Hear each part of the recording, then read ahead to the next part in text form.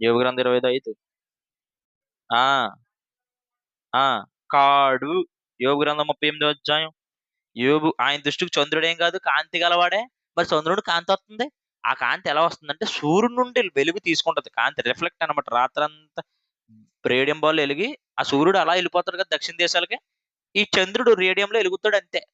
అందుకే సూర్యుడు చీకటి కమ్మును, చంద్రుడు కాంతినీయడు అన్నాడు.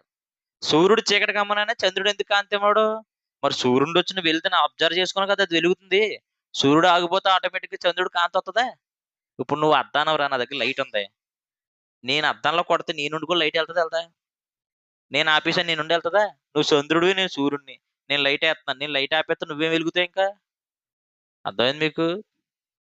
యోబు గ్రంథం 38 అధ్యాయం 32 వచనం.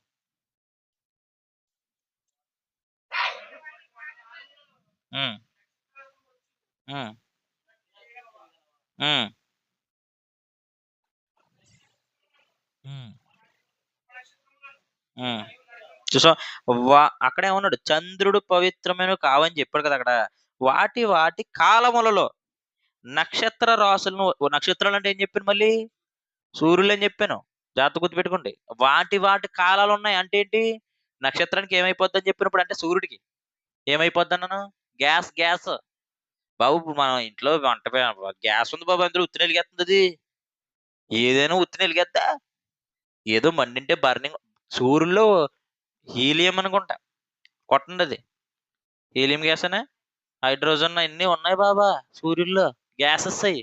ఆటిల వల్లే సూర్యుడు బగ బగ మండుతున్నాడు. అయన్నీ అయిపోతున్నాయి ఇప్పుడు. అయిపోతాయని దేవుడు ఎప్పుడో చెప్పాడు. ఎప్పుడవుతాయో కూడా చెప్పాడు.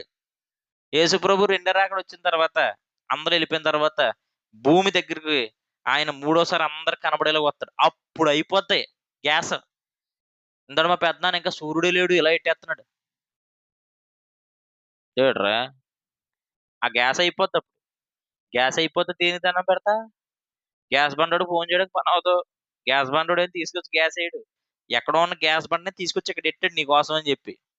అది ఎలిగిచ్చి ఉంచాడు. ఆయన పెట్టిన గ్యాస్ బండ కాబట్టి, ఈళ్ళేమో హైడ్రోజన్ రకరకాల గ్యాసులు దాంట్లో పెట్టాడు దేవుడు. ఈ గ్యాసులు గాని అయిపోయినాయనుకో అది అయిపోద్ది. అయిపోద్ది ఎప్పుడైపోద్ది? మత్తయి సువార్త 24 అధ్యాయం. మత్తయి సువార్త అయిపోద్ది. 24 అధ్యాయం యేసుప్రభు వత్తాడు. అప్పుడు అయిపోద్ది. 29 వచనం. ఆ! చీకటి ఎందుకు కమ్ముద్దండి అసలు సూర్యుడిని? ఇప్పుడు ఈ గదిలోకి చీకటి ఎప్పుడొచ్చింది ఇందాకడ? ఏం పోయినప్పుడు? ఇందులో పవర్ అయిపోయినప్పుడేనా?